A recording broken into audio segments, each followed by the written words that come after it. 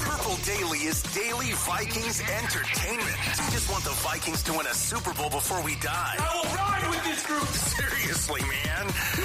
Please. And away we go.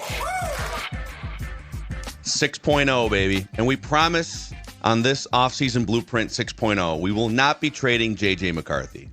So you can stick around and you can enjoy this episode if that was a little triggering for you last week. Just want to put that positive disclaimer out there, boys. You think? Just a little bit triggering?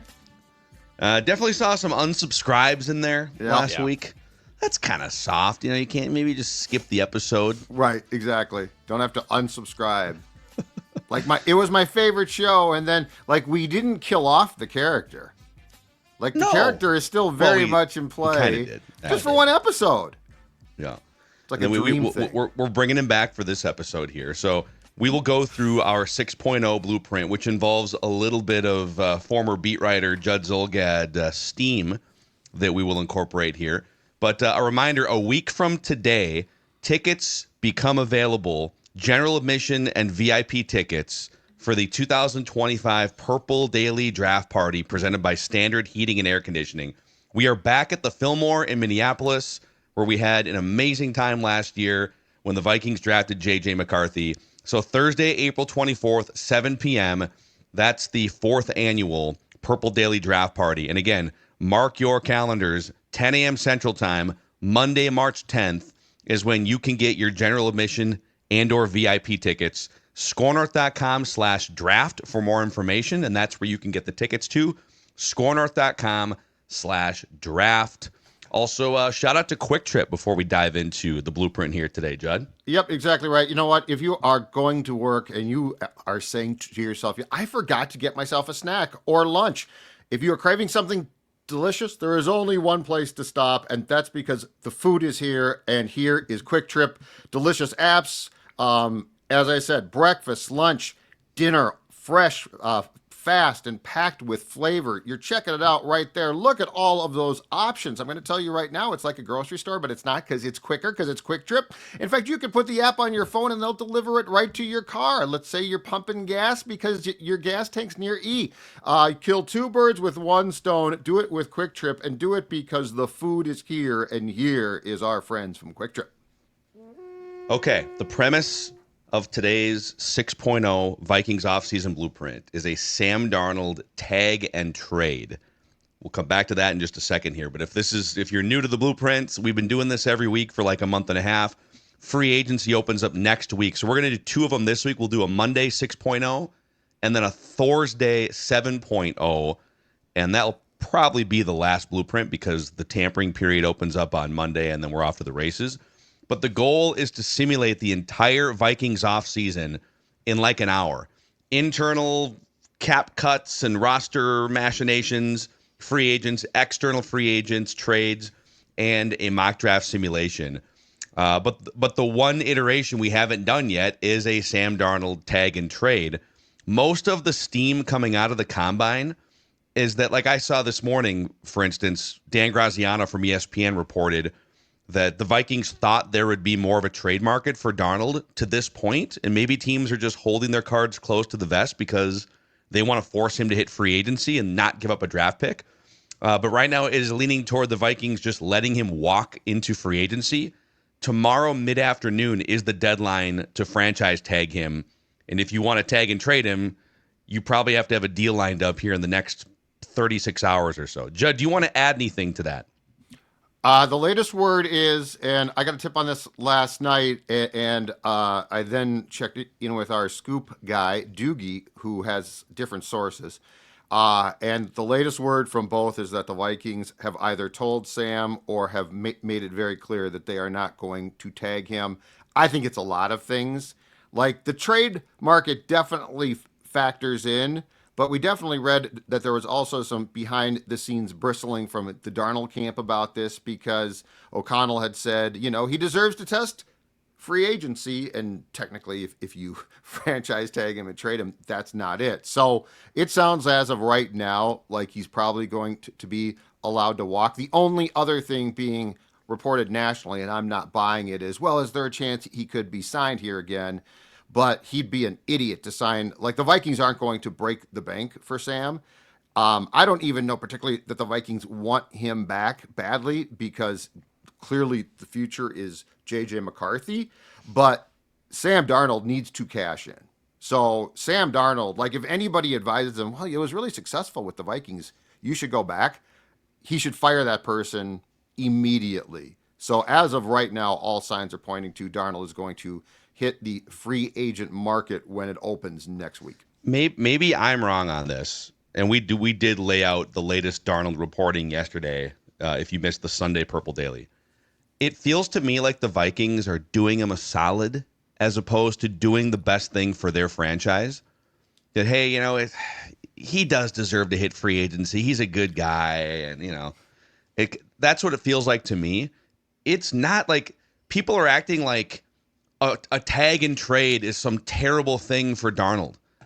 He's gonna get, if they tag him and trade him to the Raiders, he's getting a $100 million plus contract. Like, I don't think it hurts what he's gonna get from another team, because he would still have the leverage to essentially. I don't think he would play on a 1 year $40 million deal, but he could put up that ruse and tell the Raiders, I mean, if you guys don't get it to 120, I'm not signing an extension with you. So he has a little leverage in this. The Vikings have more, though, and there's been a bunch of examples in recent years of non-premium, like, there's wide receivers that are getting tagged and Jarvis Landry got tagged and traded in March of 2019. Now that was for like a 4th round pick, but he's also like a non-elite number 2 wide receiver. Devontae Adams was tagged and traded for a 1st round pick and a 2nd round pick in March. There's other examples where it lingers a little bit beyond, like Frank Clark was tagged and traded. That didn't happen until April. But that was a 1st, a 3rd, and I think the year after 2nd round pick for an edge rusher. So it's like there is precedent here for maintain control of the interaction if you are the team like the Vikings, and getting 2 teams involved in some sort of a bidding war. And there's like 4 teams that continue to be reported: Steelers, Raiders, Titans, Giants, sniffing around the Sam Darnold market. So I just feel like the Vikings should call everyone's bluff on this. Call Darnold's bluff and call the 4 teams I just mentioned's bluff that are desperate for a quarterback. I don't think it's as risky as people are painting it. The issue, though, is this. If Darnold and his camp have told the Vikings, we will not accept a trade to any team and sign an extension, everybody's out then. That's a bluff. Tell me why that wouldn't be a bluff. It wouldn't be a bluff if he stays here then, but he's not. But he's not staying for 1 year $40 million when he could get $100 million from 2 other teams. But what if those teams sincerely say, if you do that, we're out? Because Darnold says, I ain't signing. I'll take your money, but I'm not going to. Like, the question here is, if you call his bluff and you're wrong, you are pretty much stuck, and then you're going to just have to rescind the tag, and he's going to sign. So, like, he's got the hammer. He doesn't. He doesn't have the hammer, unless you think that he is willing to give up his one chance in his football life at a 3-year, $120 million contract. But if he signs the tag and makes himself untradeable, the hammer is they're just going to have to rescind said tag, and now he just signs. But what you're saying is, so if he signs the tag, yep. He signs the tag, it's a 1 year, $40 million deal. Yep. You could still trade him off that, but at that point the Vikings would be on the hook for the 140 temporarily. I'm saying he's not playing for 1 year, $40 million. He's like, it would be for him to stand his ground and say, right, I'll do it. I'll play for 1 year, $40 million. You say, no, this is literally, you have one good season of NFL football under your belt, right, and the Raiders have $100 million in cap space and 10 draft picks, and we want to tap a couple of those draft picks. And I love that, but the Vikings want that money. If Darnold says, I am not going to accept a trade, I'm going to stay on your books, the Vikings are screwed. But I call that bluff, because is he going to really? I'm just saying that's his bluff. But that's the game of chicken. It's a bluff. It's a bluff until the 2 cars collide and the Vikings blow their own salary cap space up. Hear me out on this. If you're Darnold and you have one shot at $100 million, why would you drag this out past the point where everyone has spent their bulk of free agency money? It is in the best interest. Like, let's cards up on the table. Darnold wants $120 million as soon as possible because right now everyone has a boatload of money to spend. In July, they won't. Now, they could obviously, like, a team could keep some money open or something, but teams want this done in the next week so they can move forward with draft plans and other free agency plans. I just, like, I don't know. Maybe it's the poker player in me right now. But I think you're playing. But I am right about this. He is bluffing, and it's up to the Vikings to call that bluff. But okay, the last thing. He can, what I'm saying is if he can bluff very briefly and they're screwed and now they just release him. I mean, if that's what you want to, because they're not going to take his cap hit. The reason why he's not coming back, like the one bit of reporting I don't get is he might come back. He ain't coming back. And the reason why is the Vikings want as much cap space as possible. So the bluff would be, it wouldn't be worth it if he really is going to gum up their cap works, which is not what you want if you're the Vikings. And my last word on this is I don't think he will gum up their cap works because I think he will immediately agree to a $100 million contract with either the Steelers, the Titans, the Raiders, and the Vikings have to be strong enough to stand their ground and facilitate this interaction and get a second-round pick out of it. I just don't think it's happening. What as people have commented, I've seen in our Purple Daily YouTube comment section, what's the Howie Roseman, right? The Eagles GM? Mm-hmm. What would that dude do right now? Would they just let an asset walk? Like, think about the shark GMs in this league. Mm-hmm. Would you just, it was a great season and let's do right by. You're going to let Cousins, Daniil, and Darnold all walk and get zero draft compensation in 2 years? I mean, what are we doing here? If you're a GM, like, what are you doing from an asset management standpoint? Yeah. Unfortunately, I think that's going to be the exact case. I think you're right, actually. I do think you're right. But for the purposes of today, let's tag and trade him against his will. Yeah. And let's try to figure out what his value might be. He's got no say. He has zero say in our exercise. Exactly. So, okay, some recent examples of tag and trades in terms of like what the value could be. Devontae Adams the Packers received a first and a second from the Raiders at the time. The Dolphins received a fourth and a seventh the following year for Jarvis Landry. Frank Clark got the Seahawks a first, a third, and next year's second. They also kicked in a third to sort of balance out the draft picks. Remember Yannick Ngakoue? That was a tag and trade that didn't come to fruition until like training camp. The Vikings gave up their second round pick for Yannick Ngakoue, 4 or 5 years ago, and then bailed on him in like week 6. That didn't work out so well. So it's like, okay, wait, Yannick Ngakoue got a second round pick and a tag and trade, and we're sitting here with a former top 5 overall pick quarterback. And then 15 years ago, Matt Castle, who had not started a game, or at least had not started like a string of games in college or the NFL until Tom Brady tore his ACL, puts together a nice season. Not as good of a season as Darnold just had. And the Patriots leveraged that into a tag and trade for the 34th overall pick from the Chiefs. They also kicked in 34-year-old Mike Vrabel. So Giants, Raiders, Steelers, Titans, for this exercise, we are controlling the interaction here. We're franchise tagging Sam Darnold. What do you think we can get, and which of these teams do you think we can get it from? I think you can get a third-round pick.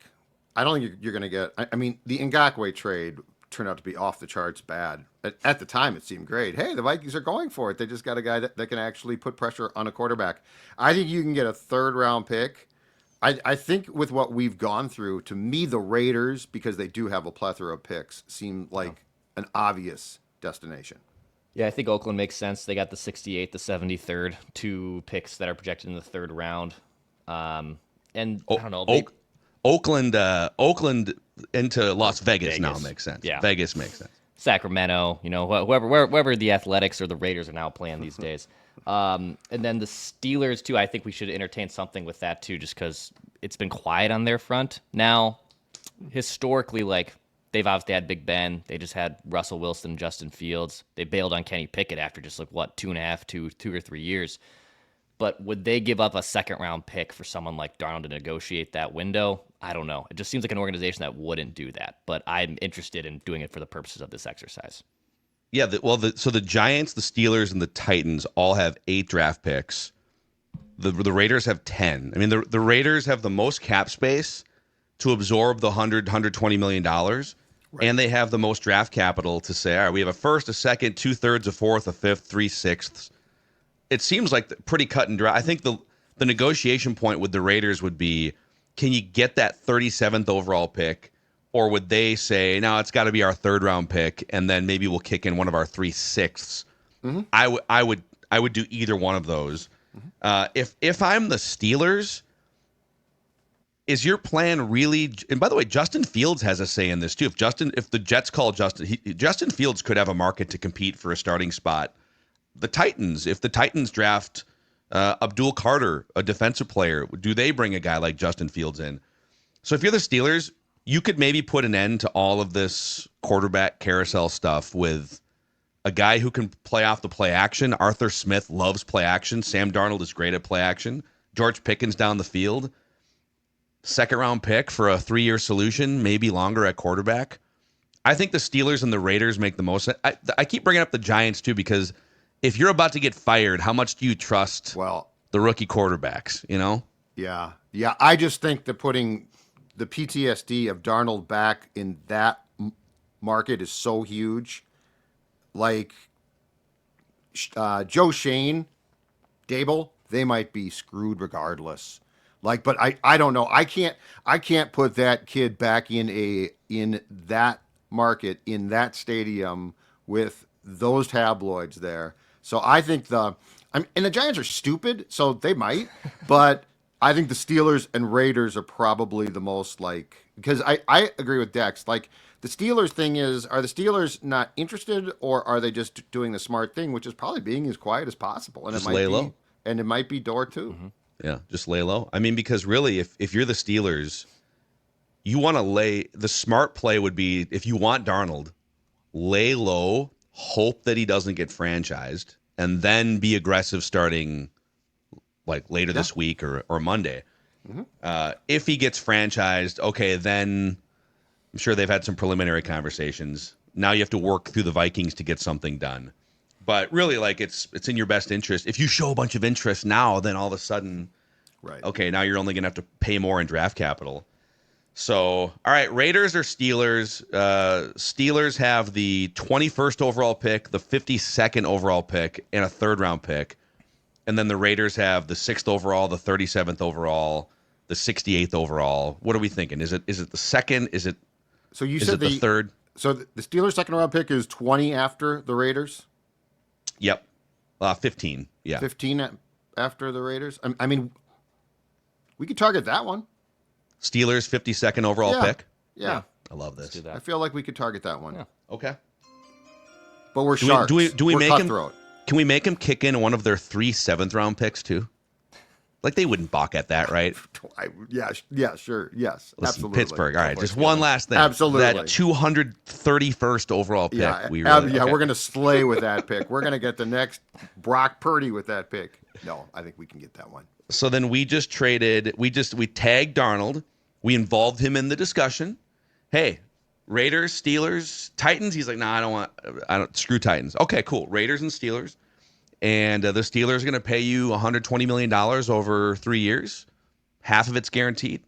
Vikings for their development of you, Sam, and for facilitating this deal, get the 52nd overall pick and the 231 for when we get to that portion, boys. All right. I mean, that would, if they did this, home run. You would consider that a huge, huge front office win, right? Yeah, massive win. Oh, for a 2nd round pick? Yeah. For a team that right now, until the compensatory picks come out, doesn't have a day 2 pick. Yes. Well, they do. I mean, they've got the end of the 3rd round they have the last pick in day 2 of the draft right now. So, all right, let's pop the spreadsheet of glory up here for the YouTube audience, and we will go through the rest of the offseason leading up to the draft. And let's go over to we've adjusted the new projected cap is $279.5. We rounded up to $280 million here. And we have not accounted for any internal, we could restructure Brian O'Neill. We could do a deal with Josh Oliver, Josh Metellus. We'll get back to that later in the exercise here. But I did highlight, let's start the conversation here with the external free agents. I highlighted the name Will Fries, the starting right guard from the Colts, because Alec Lewis did a great, lengthy notebook dump. And he mentioned Will Fries as a guy coming off a broken leg, by the way, but he's 26 years old. Through the first month and a half of last season before he suffered the injury, he was graded as one of the best guards in the entire league. He only allowed, in the first 5 games of the year, he had an 86.9 PFF grade, was one of the best run blocking, kind of an agile, reachy, 6'6", 305-pound nimble guard. Mm-hmm. The 3 years before that, as a former 7th-round pick out of Penn State, he was essentially growing into a role on the Colts, became a full-time starter in 2023. Was kind of a league average graded offensive lineman, but then started to break out before the leg injury in 2024. He turns 27 years old in April. But Alec Lewis made it sound like he's hearing the Vikings are very much interested in Will Fries, who's a name that we have not put on this roster in this exercise yet. Yeah, which makes it perfect too. I think we definitely do that, because if that's what's a lot of that stuff that brews at the combine turns out to be correct. Yeah. And so if a guy with boots on the ground is hearing that the Vikings like his style of play, the leg does scare me, but I think it's somewhat offset by the age, because it's not like he's 30 and broke his leg. He's 26 and broke his leg, which isn't ideal. But I could definitely see that. And I do wonder if the price tag comes down just a little bit because of that as well. Yeah, PFF projecting a pretty hefty price tag there. 4-year contract, $14 million a year average annual value, which would put him up above Mekhi Becton and right around Tevin Jenkins, but well below Trey Smith projected, right. $21 million a year. Trey Smith with the franchise tag is now what, $23 million? Is that with the new cap? Yeah. Yeah, I think it's something ridiculous for a guard. But so should we do the Will Fries thing here? Yeah, let's do it. We'll change of pace. So he'd be the new starting right guard for the Minnesota Vikings. And we're going to kind of estimate the cap hit being like $10 million in 2025 with a signing bonus. So, okay, we've got a new starting right guard to go along with J.J. McCarthy. We've got an extra second-round pick, so we can talk about how we allocate the draft capital. But this leaves us with about $42.3 million left in free agency money. So you guys tell me, do you want to address some internals? Is there anyone externally, like a Milton Williams? Anyone externally you want to go after? I think we definitely go after Milton. I think we sniff around another guard who might not be as much, and cornerbacks. I will add that we could even just make this the Alec Lewis notebook blueprint. He did mention Milton Williams as someone that the Vikings are going to take a long, hard look at. Yeah. Not to mention Osa Odigizua from Dallas, likely to be franchised. So there was 2 kind of premier $20 million estimated interior pass rushers. Now there's 1 if Osa gets tagged, and that would be Milton Williams. I say we sign a defensive. I say we sign Milton.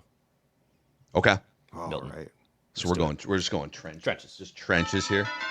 We're just throwing money around like drunken sailors right now, too. So he's projected 3 years, $63 million total, with like $37 million guaranteed. With that $21 million AAV, we're probably looking at like a $15 million first-year cap hit. Shove a bunch into the future. Mm-hmm. So that leaves us with $27.3 million. I did fill in again with the $4 million.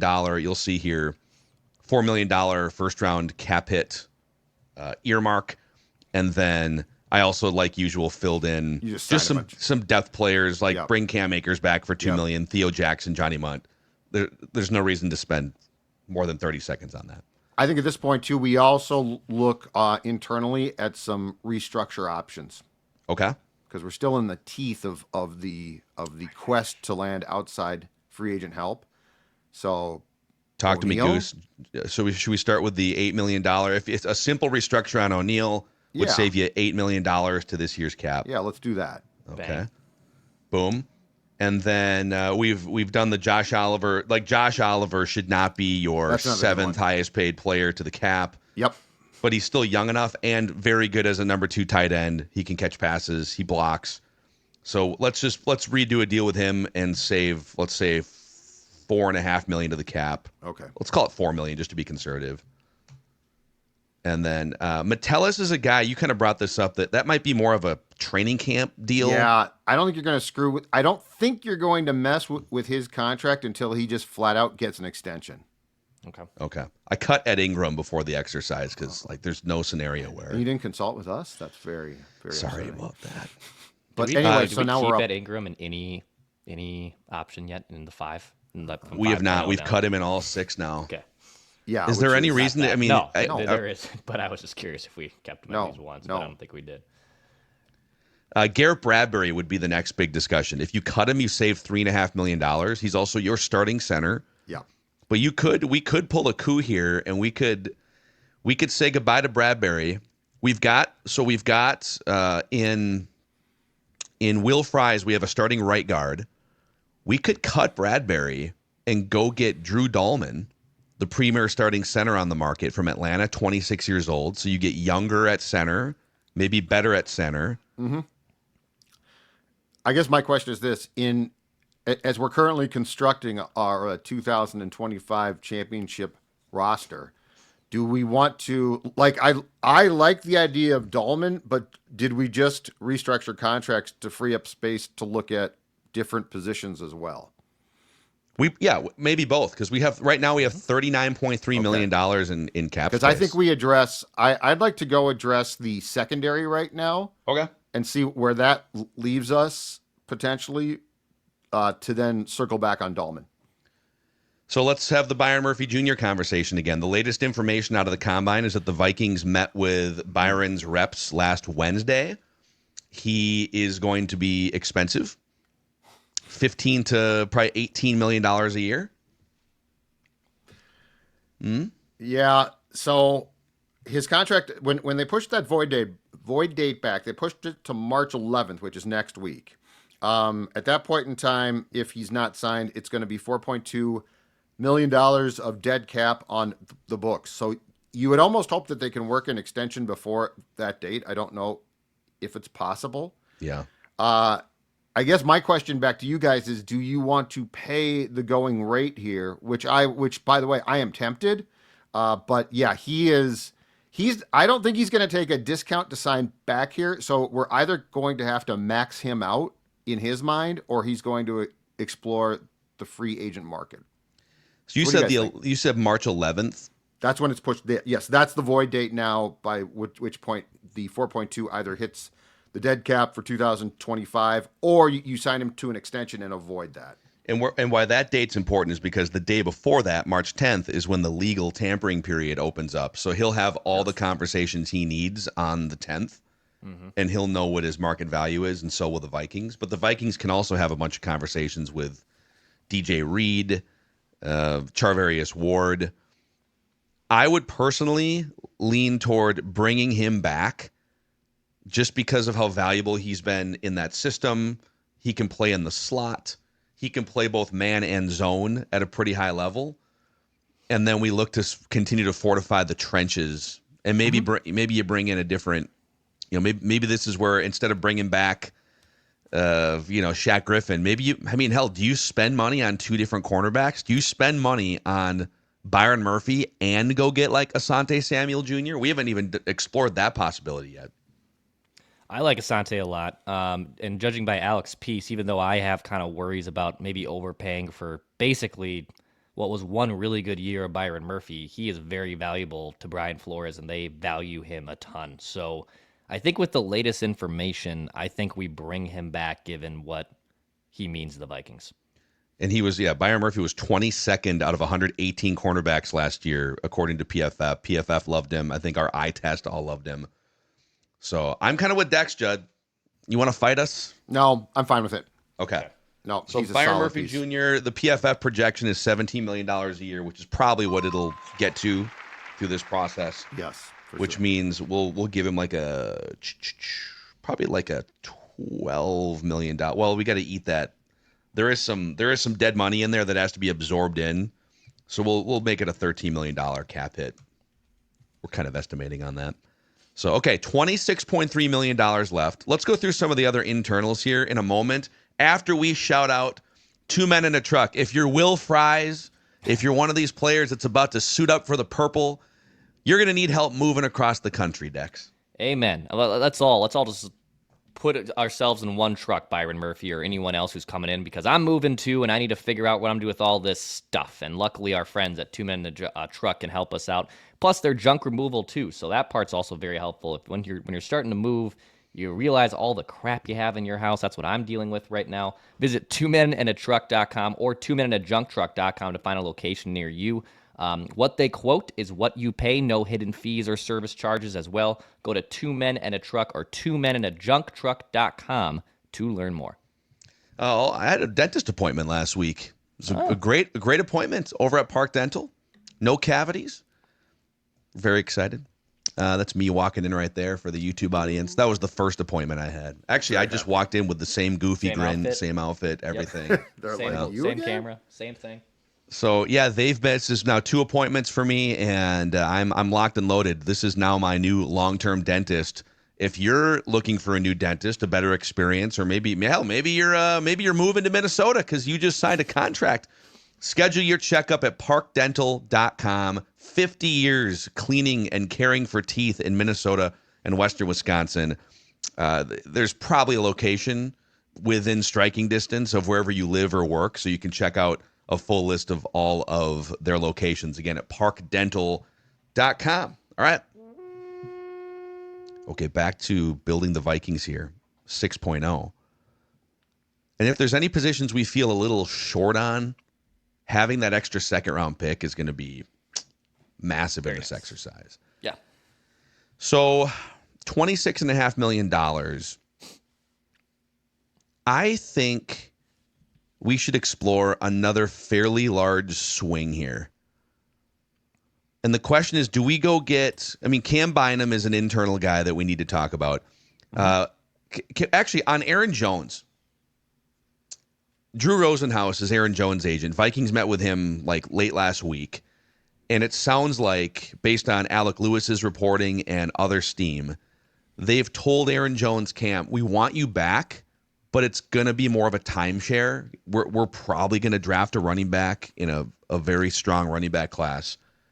Does that drive Jones away from the Vikings, do we think? Do we write him off this exercise? No. If they'll bring him, no, he should embrace that. Are you kidding? At his age, no. If he can get anywhere near the $7 million he got in 2024, I think he runs back here to sign. Okay. I'm good with that too. I mean, does he really want to continue? I mean, he went from Green Bay. He now is in Minnesota. Yeah. Does he go to Denver? He feels like a guy that likes stability and wants to. I don't think he wants to have 300 touches again at this point. Exactly. I think he will accept the role he's being asked to do. Yeah. In fact, I would say from my standpoint personally, I would like to see or know exactly what the Vikings are offering, because I would have some hesitancy about going as high as $7 million again. But let's just say he comes back, and I think that there would be zero disagreement about his role. Yeah, the PFF projection remains 2 years, $14 million. He's 30 years old. I know. Well, that's what. I'm yes. shocked by that. Internally, I have a bigger problem with paying him that, but I think he takes it in a heartbeat. So let's call it a $6 million cap hit here, and I don't know. The Vikings can fight with PFF over whether it's a 2-year deal or a 1-year deal, but it's with the cap going up. I could see his salary remaining flat at like $7 million, which will be a lesser percentage of the new cap, which is up $25 million. Mm-hmm. So, okay, we're bringing back Aaron Jones. We also have Cam Akers back. I think this means that we would either cut Ty Chandler now, or you bring him to camp as a body and then you cut him before the season starts. But that would save you a little bit, maybe $1 million, right, in cap space, right. But this does free you up to for sure draft a running back, maybe even 2 running backs if you really love it. But you've got Akers is only 25 or 26 too, so he could be in the mix for a couple more years. Okay, so we've got right guard. We've got Milton Williams, interior defensive pass rusher. We brought back Byron Murphy. We are set until the draft at running back. I think the biggest questions now with our $20.3 million in cap space are, do we make another move along the interior offensive line, either for a center? I'll still stump for Drew Dahlman. We have enough money. Drew Dahlman is projected. He's the best center on the market. He's 26 years old. Sure. He's athletic. He's a great run blocking center. And he's projected at like $10 or $11 million a year, also coming off an injury. But then safety is another question here, too, with Cam Bynum blowing in the wind. I think I would rather address, if our potential second interior O-line signing is Dahlman, I would rather do that. Or is it Makari or Aaron Banks, the left guard options? I think I'm fine with that as well. I guess my feeling on safety is, one, I'm not convinced that Harrison Smith is not coming back. So I think that you do have, even if Bynum leaves, I think you're a little bit stronger at safety. And I would love to end as many of these projects as possible with not one, but two interior lineman signings offensively. So Dahlman or Makari, to me, I would prioritize that right now above safety. Is there a path where we could actually, and we had a good event line guess over the weekend, Jordan suggesting that actually Garrett Bradbury is a lot better than people give him credit for, and you shouldn't just take him for granted. He is a starting center in the NFL. Like, he's for sure a starting, capable center in the NFL for as much as we do rag on him. Could we get like a fifth for Garrett to give him to a desperate team, and then that way you bring in Dahlman, you still get some type of compensation for Bradbury? Is there a path where we trade Bradbury for like a day 3 pick and then sign Dahlman? I don't think he gets you a fifth. Debo just got San Fran a fifth. Yeah. Like right now, draft picks are at a premium. Like if a team lost a center in October and was desperate, they might say, okay, we'll just give you a fifth. I think right now, at the very most, he probably gets you a seventh or something. I do love, though, this debate has raged, as Phil knows, for basically as long as Bradbury has been here. The faction of he's really not that bad with the faction of he's the worst player in the history of centers. Yeah, he has improved since the first 2 years. Yes. But he struggles in pass protection relative to other starting centers.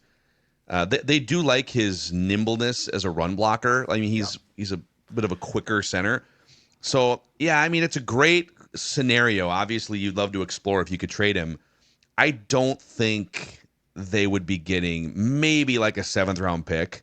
Okay. Because somebody would be taking the 1 year left on his deal. Yeah. He's going to be 30 years old during like off-season mini camps.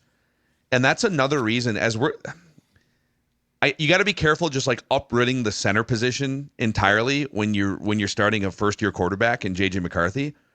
So I wouldn't cut him without a plan. I wouldn't cut him for like, now we got to draft someone, and now you're locked into drafting someone. Right. But what I would consider doing is cutting him, save the $3.5 million, and then go get, if you wouldn't cut Bradbury unless you knew you had a deal in place on March 10th with Drew Dahlman. Exactly. Mm-hmm. So you do the Drew Dahlman thing on March 10th, get 3 or 4 years younger at that position, and then you say goodbye to Bradbury right before the league year hits on March 12th so he can then go explore other options. Want to do that? Yeah. Yep, Yes. That's fine. Absolutely. All right, let me update the spreadsheet of glory here.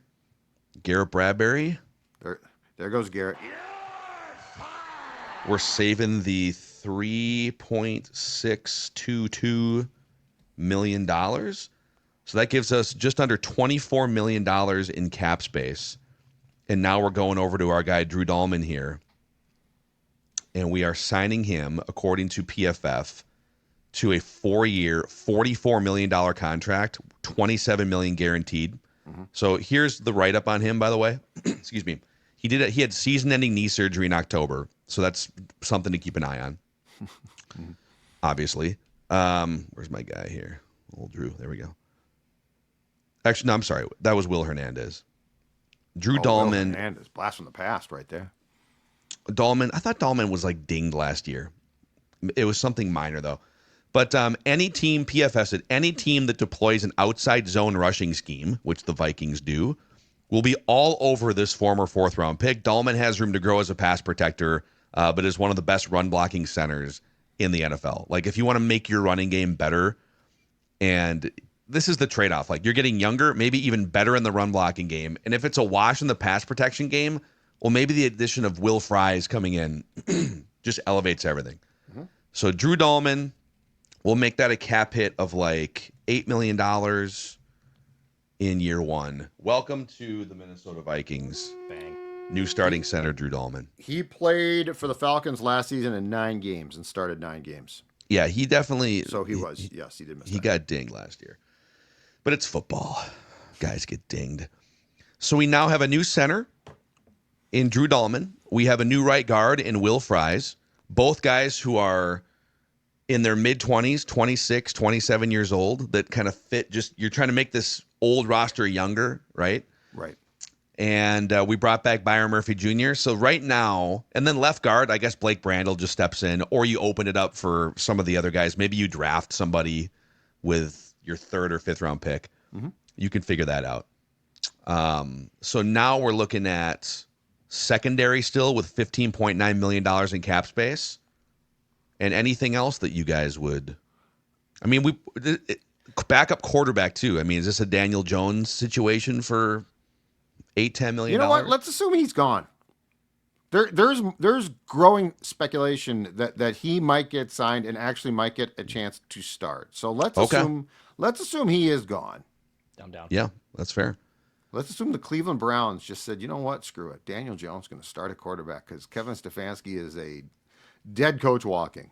I think in that case, we'd be talking about either like a Zach Wilson, or he's not on the board here, but is this where you bring in a real veteran here who has been up the mountain in Jimmy Garoppolo, someone like that? Sure. You know I love my Jimmy G. Oh, Stafford. We do have Stafford still on here. We got to cross him out. Got to take him off. It was so much fun while it lasted. By the way, some of the guys you see in orange here, like Stafford now, Trey Smith, franchised. Mekhi Becton hates the Vikings assistant offensive line coach. Odigizua, franchised. Yep. But we'll put a pin in quarterback because we've got the space here. Yep. But we have enough right now. I don't know if we have enough to bring back Bynum. We might actually. We could bring back Bynum, or we could go. This would be a little reckless, but we might be able to go get Javon Holland. We have $16 million left. Is there... Where else can we trim? Is this where we go and we trim a CJ Ham for 2.6? What's the... we backload What's the figure on Javon Holland that we are looking at? So he is projected per PFF. He is one of the top 5 overall free agents. 25 years old. I think he's the youngest premier free agent on the market. Mm-hmm. He is a Flores guy from Miami, and he can play everywhere as a Swiss Army knife safety. Yep. And PFF is projecting 4 years, $19 million a year. So you'd do a big signing bonus. You probably get that number down to like $14 million for a first year cap hit and shove money into future years. This is one of those deals where, remember we talked about last week, the NFL TV deals are up for renegotiation in 2028. This is one of those contracts that you'd put like three void years on the end of it, and you would shove a bunch of the accounting into void years. Sure. To keep lower cap hits in 2025-26. Yep. And then, hey, when the cap explodes again in 2028, you're in good shape. It's not going to bite you in the ass. Yeah. Let's see what this looks like. Yeah. Unless you guys are like adamantly against this. No, it'd be no. We can bring him in. It'd be awesome. Okay. I could see it. So if we did like a big, you give him a big signing bonus, you put a bunch of void years on the end, and you get that cap hit down to like $13 million for the first year, and it goes up from there. And now you still have about $3 million in cap space for some veterans. And if you needed, you could say goodbye to. I know you guys love yourself some CJ Ham here on the show, But if you said goodbye to CJ, I've just been trying to cut him for 3 years. I finally gave up. Yeah, the biggest CJ Ham fans, Jed and I. Huge Ham guys. so if you did that, you would still have $5.5 million left. And you want to leave a little room because, for instance, like right now, we'd probably want to bring back some cornerback, like a Shaq Griffin or somebody. Yep. Yeah. Yeah, this gets real tight. Yeah, I think the problem here is I don't know that we're going to get this many potential or near grade A guys. Yeah, because they could sign anywhere else too. Yeah. Like, it's a little unrealistic. Yep. So I think we probably have to take one of the grade A guys off our list, unfortunately. I am going to bring Shaq Griffin back, $4 million cap hit here. Just it's Shaq Griffin or someone like him as a depth cornerback for $4 million. So Sure. Okay. So you're saying it's a little too unrealistic for Javon Holland, Or for all of the guys that we've got. So I think we probably have to decide on one coming off the list. because we just went Will Fries, Yeah. Drew Dahlman, Yeah. Milton Williams, Priority, exactly. and Javon Holland. What if instead of Milton Williams, we went a little bit of a different, less expensive path? Like if we went Levi Onwuzurike, who I don't think the Lions have franchised, No, they have not. or we go like a veteran, like a BJ Hill who's 30 years old on just kind of a lesser deal, and then we aim to draft a defensive tackle in the first or second round. Yeah, let's go with a 27-year-old. Let's go with Levi Onwuzurike? here. Okay. Onwuzurike, yes. Let's go with him. Well, who do you want to sign? What's his I want name? to sign Levi Okay. Onwuzurike. Levi. Package for Clark W. Grisman. Yeah, I want to sign him. So that's like an $8 million AAV. Let's make the cap hit. It's a 2-year deal, so cap hit of, I don't know, $6 million there. Okay. So that leaves us with about $10.5 million. Mm-hmm.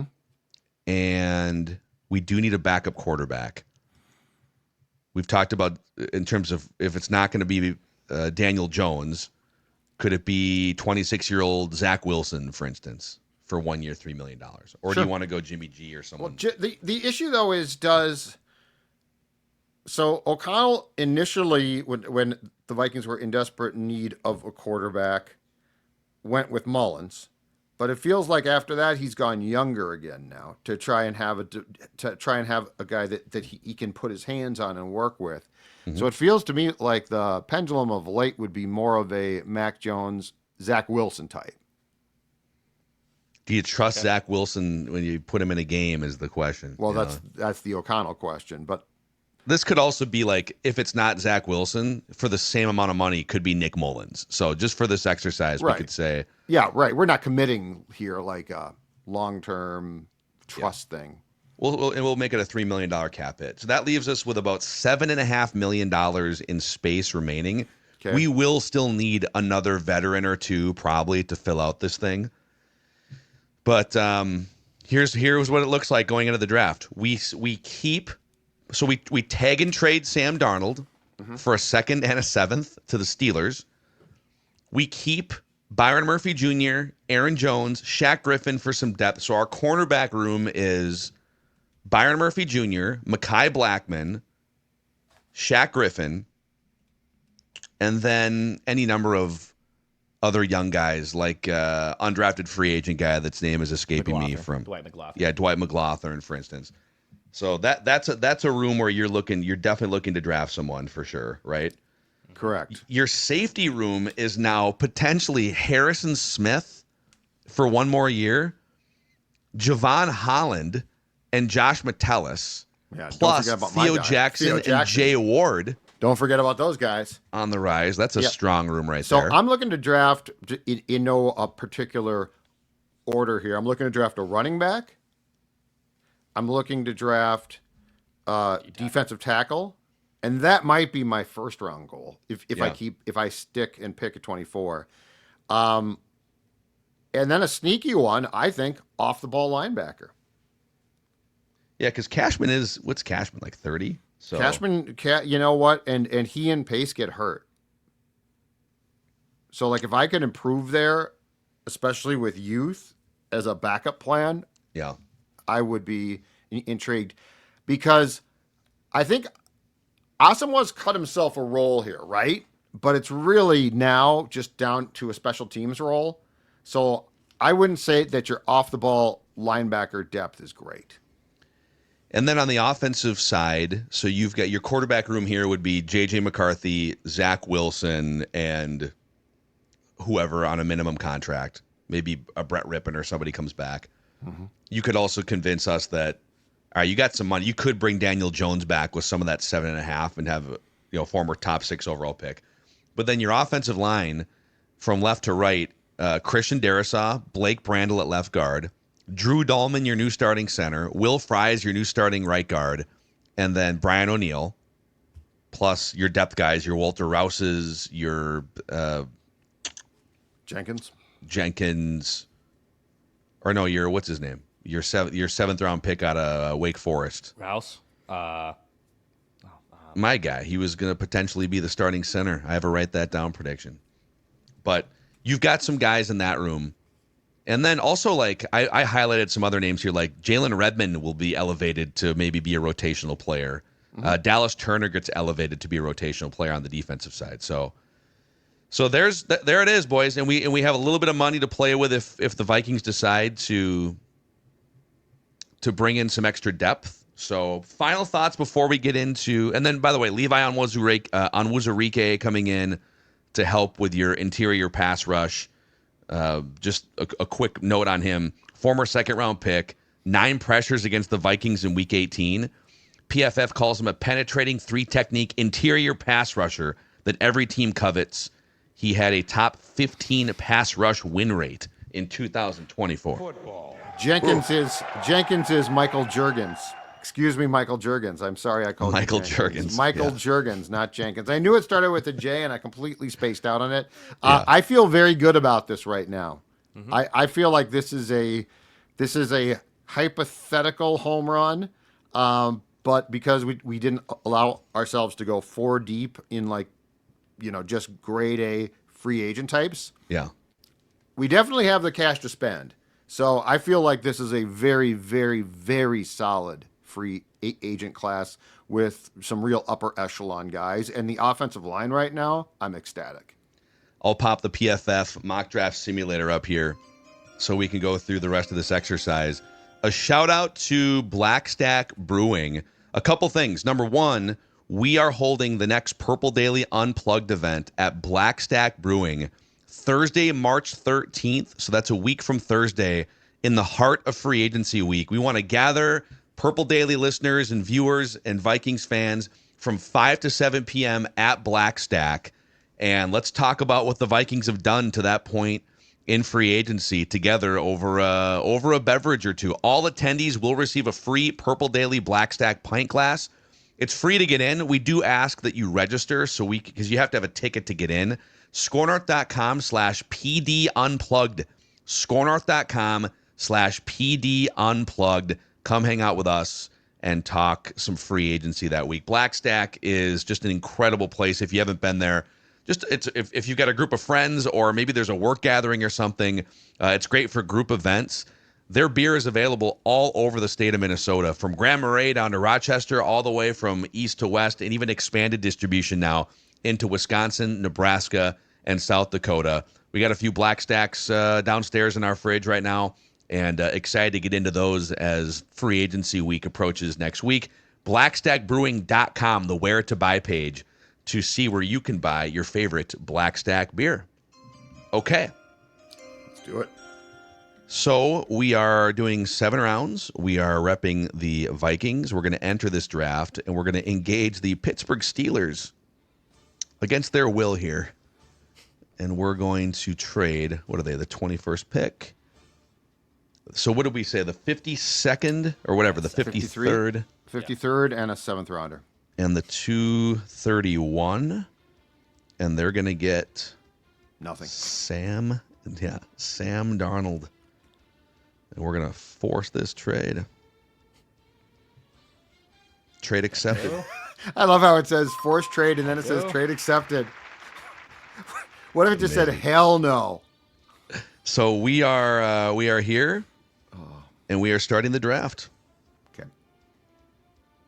And we're on the clock with the 24th pick. So here's how it played out at the top.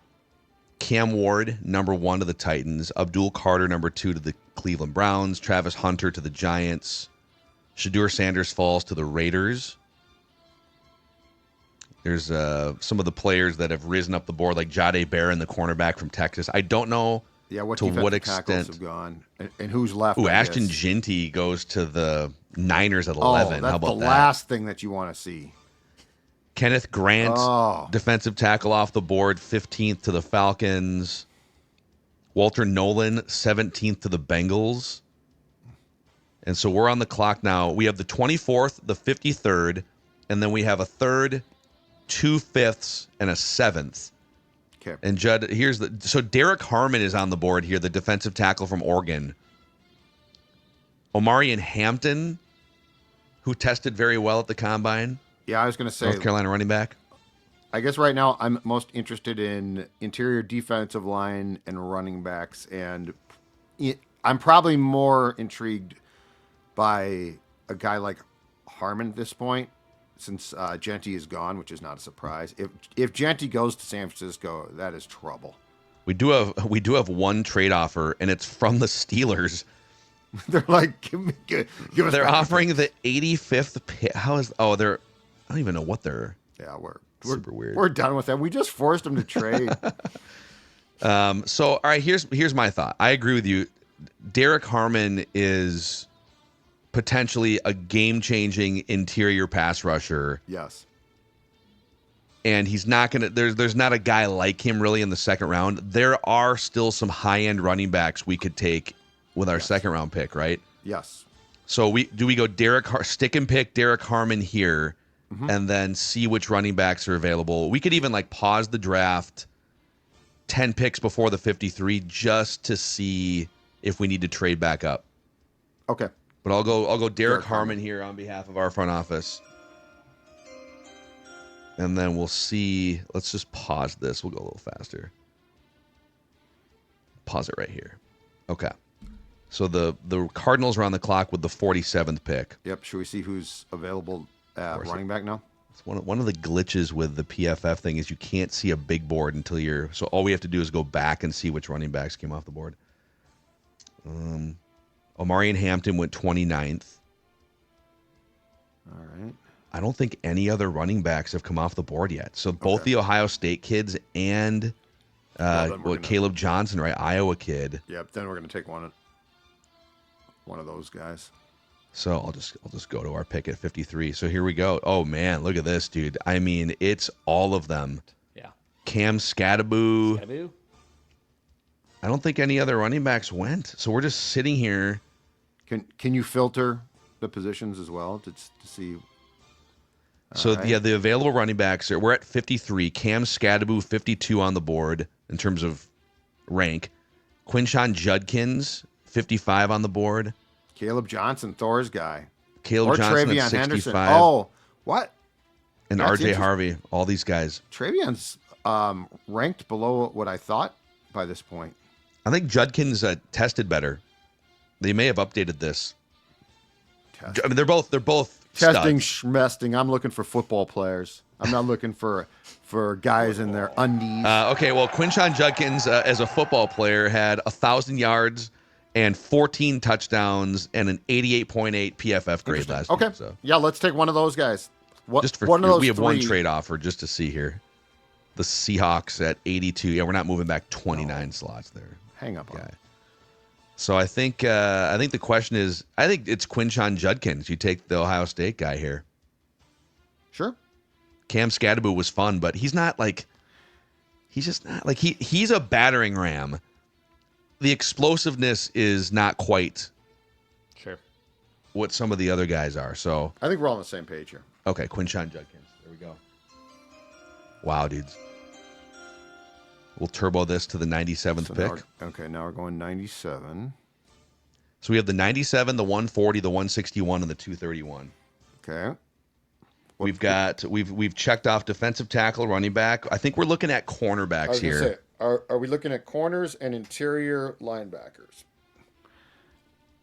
Let's filter by cornerbacks here. So Dorian Strong, from Virginia Tech. This is where on Thursday, Thor will be able to fill in a lot more of the details about what we should be doing here.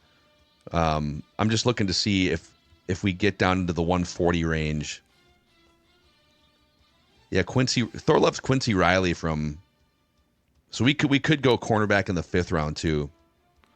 Kobe Bryant here from Kansas. Those are some names we've talked about. There are 3 trade offers. The closest one are the Saints at 111. Just out of curiosity, if we went 111 for the 97 and we made them kick in their 130, I mean, we could pick up. It's kind of a fleecing. Yeah, we could easily do that. The 130. You want to do that? Just pick up an extra pick and then. That's from the Saints? Sure. Yeah. Okay. Let's do it. Okay, we just picked up an extra. We picked up the 130. So now we're back on the clock at 111. Okay. We have the 111, the 130, and let's see what the cornerback situation. I'll put cornerbacks and let's just start there. Cornerbacks. Yeah, I mean, there's a bunch in the range here. The guys that Thor has mentioned are Quincy Riley, I think Zy Alexander, and even maybe Jalen Smith there. And Quincy Riley is the 156 ranked player. We're at 111 now, so we could probably even wait till like the 130 to take him. Yeah. Throw running backs back up there too, just out of curiosity. Sure. Because this is such a high-end draft for that position. So 124, okay. Trevor Etienne is still sitting there from Georgia. That would be an interesting one later. Mm-hmm. Since we got... You know, you could keep loading up on the interior defensive line here. C.J. West from Indiana, 6'2", 317 pounds. And what's he ranked at in the... PFF has him as 110. 110. It's right around the right. I would say either him or a corner. And Aeneas Peebles is the other highly ranked defensive interior. Okay. He's a little bit under 300 pounds, but he had 31 quarterback hurries last year. So I think what we do here is, because the board is juicier for interior defensive line, let's just keep stacking those players. So we're going to go Aeneas Peebles here, just for fun. And that puts us back on the clock at the 130, where we can look at... There you go. Like now we got a linebacker, Barrett Carter here from Clemson. We got Jack Kaiser from Notre Dame. That's now the board's fallen to us. Okay. Yep. So let's take one of your guys. Can we go Notre Dame? My guy Notre Dame guy here, Jack Kaiser, just for fun. Okay. All right. So that gives us 3 picks left. And we'll pull up the cornerbacks here with the 140th. Quincy Riley. Take him. Is a Thor guy, so we're taking him. That's perfect. I like it. And now we have the 161 and the 231. I think we're just drafting best player available if possible. Do you go Jackson Dart here?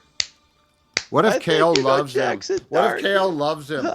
He's going to work his magic. He's going to put hands on Jackson Dart. We're doing it. Jackson Dart. Jackson Dart, your starting quarterback. In the 5th round, dudes. In 2027. Okay.